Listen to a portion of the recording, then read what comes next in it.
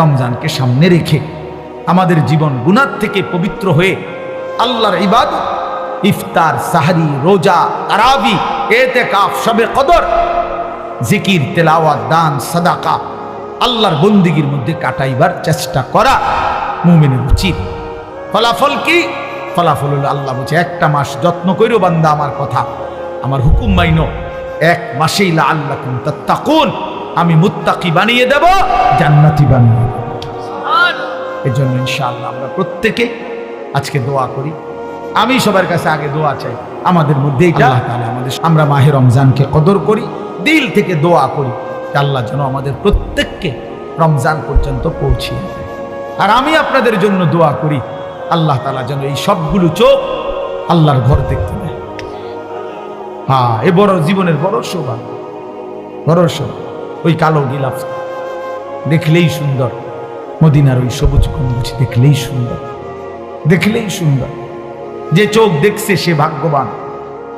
যে ঘর, আল্লাহর ঘরের চতুর্দিকে যে জিন্দিগি, যে মানুষটা ঘুরছে, সে জীবনের অনেক কিছু পেয়েছে, অনেক অনেক অনেক। আল্লাহ তাআলা নিজ হাতে, হাদিসের মধ্যে আছে, আল্লাহর নবী সাল্লাল্লাহু আলাইহি ওয়াসাল্লাম বলেছেন, আল্লাহর ঘর কাবার উপরে আল্লাহ তাআলা প্রতি সেকেন্ড 120টা করে আলাদা স্পেশাল রহমত বর্ষণ করে প্রতি মুহূর্তে। মদিনার রওজা পাকে রাসূলুল্লাহ সাল্লাল্লাহু আলাইহি ওয়াসাল্লাম সশরীরে জীবিত অবস্থায় আছেন। আমি গিয়া প্রথমবার যখন গেছি তো রওজা পাকের সামনে দাঁড়িয়ে এটাই বলছিলাম 2015 সালে, ইয়া রাসূলুল্লাহ, আপনি এখানে। আমার সারা জিন্দেগি সেই ছোটবেলা থেকে যার নাম শুনলাম, কত নাম আপনার বললাম, কত হাদিস আপনার পড়লাম, সেই আপনি এখানে শুয়ে আছেন। এই জন্য আমরা প্রত্যেকে ইনশাআল্লাহ আল্লাহর ঘর জিয়ারতের স্বপ্ন দেখি। হ্যাঁ, ফিকির করলে সম্ভব। যুবক, তোমরাও পারবে। 100 টাকা জমা, 10 টাকা করে জমা। আমার ড্রাইভারের বলছি 200 টাকা করে জমা। আল্লাহর ঘরে আল্লাহ নিয়ে যাবে।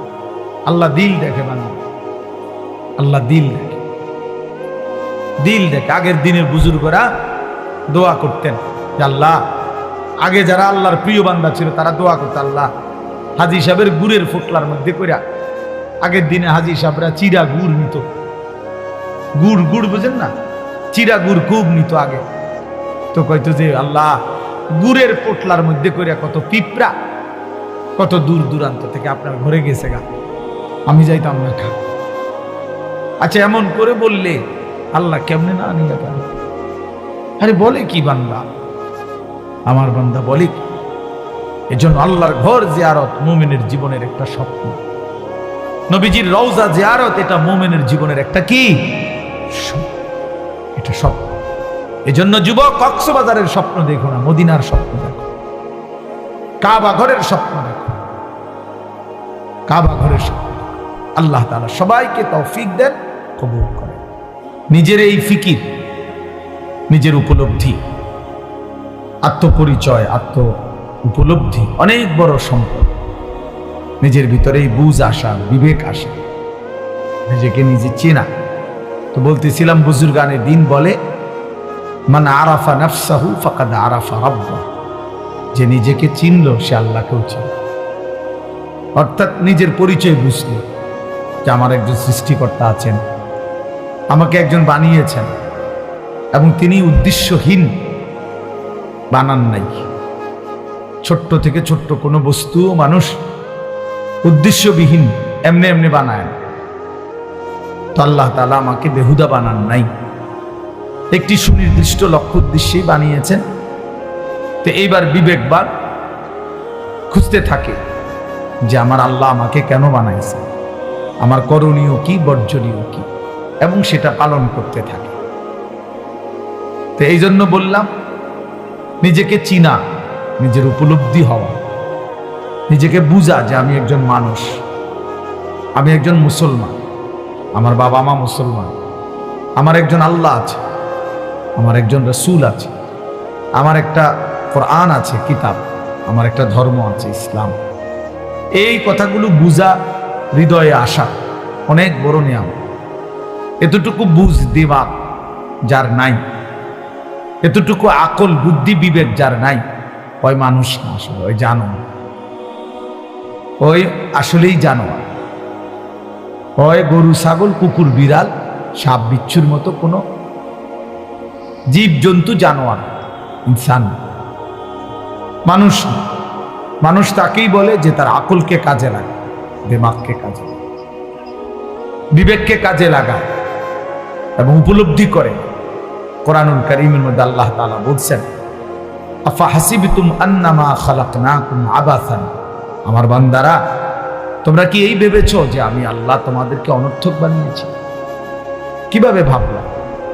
আমি আল্লাহ তাআলা এত বড় সৃষ্টি জগৎ দিয়ে তোমাকে লালন পালন করছি উদ্দেশ্যহীন, রং তামাশা খেল তামাশা, তুমি তোমার মন মতো চলবা, খাইবা, ঘুমাইবা, ফুর্তি করবা, এই জন্যই বানাইছিলাম। এটা কোনো কথা হইল? এটা তো কোনো সামান্যতম যুক্তিতেও ধরে না। এবং আল্লাহ বলেন, ওয়া আন্নাকুম ইলাইনা লা তুরজাউন, তোমরা কি এই ভেবেছো যে তোমাদেরকে আমি আল্লাহর কাছে ফেরত আসতে হবে না?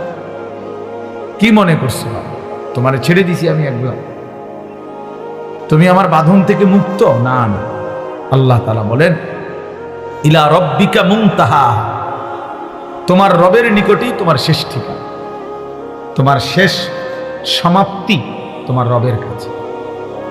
ইলা রব্বিকা ইয়াউমা ইদিনিল মুস্তাকার, আল্লাহ বলেন তোমার রব আল্লাহর নিকটেই তোমার প্রত্যাবর্তন স্থল। ইলাইহি তুরজাউন, আল্লাহর নিকটেই তোমরা ফিরে আসবে। ইলাইয়াল মাসির, আল্লাহ বলেন আমার নিকটেই তোমাদেরকে প্রত্যাবর্তন করতে হবে। ইলাল্লাহি মারজিউকুম জামিআ, আল্লাহর নিকটেই তোমাদের সকলের প্রত্যাবর্তন স্থল।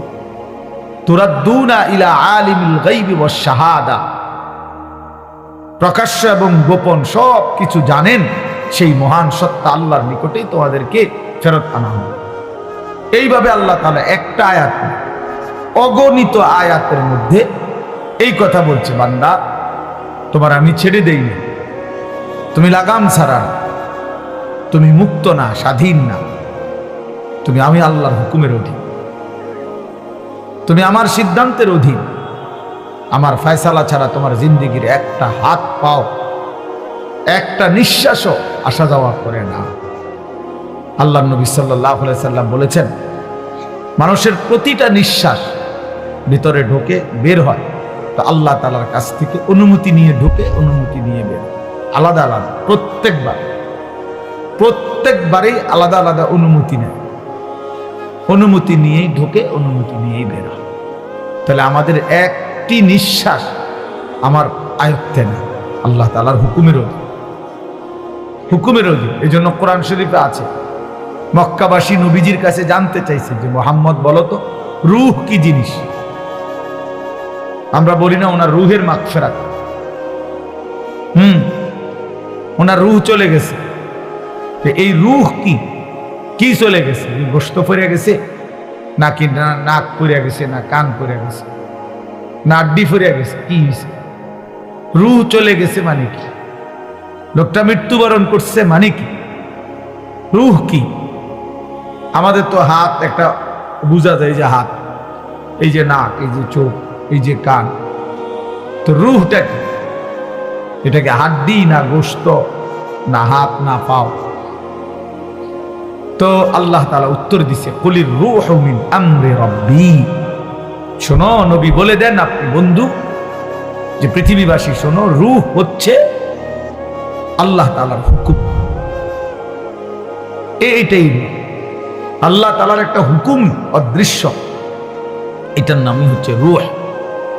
আল্লাহর হুকুম হচ্ছে তো সব মেশিন চলতেছে, আল্লাহর হুকুম হচ্ছে তো এক সেকেন্ডে সব স্তব্ধ হয়ে যাচ্ছে, একই মুহূর্তে। আর হাতও নড়ে না, পাও নড়ে না, রূহ চলে গেছে। এবার আর জিহ্বারও কোনো স্বাদ নাই, কানেরও কোনো শ্রবণ শক্তি নেই। এমনি তো মানুষ অসুস্থ হইলে সব অঙ্গ একসাথে অচল হয়ে যায়, ধীরে ধীরে দুর্বল। কিন্তু রূহ চলে গেছে, সবকিছু একই মুহূর্তে, একই সেকেন্ডে, এক পলকে সব ঠান্ডা। এবার আর লোকটা হাসেও না, কাঁদেও না, হাঁটে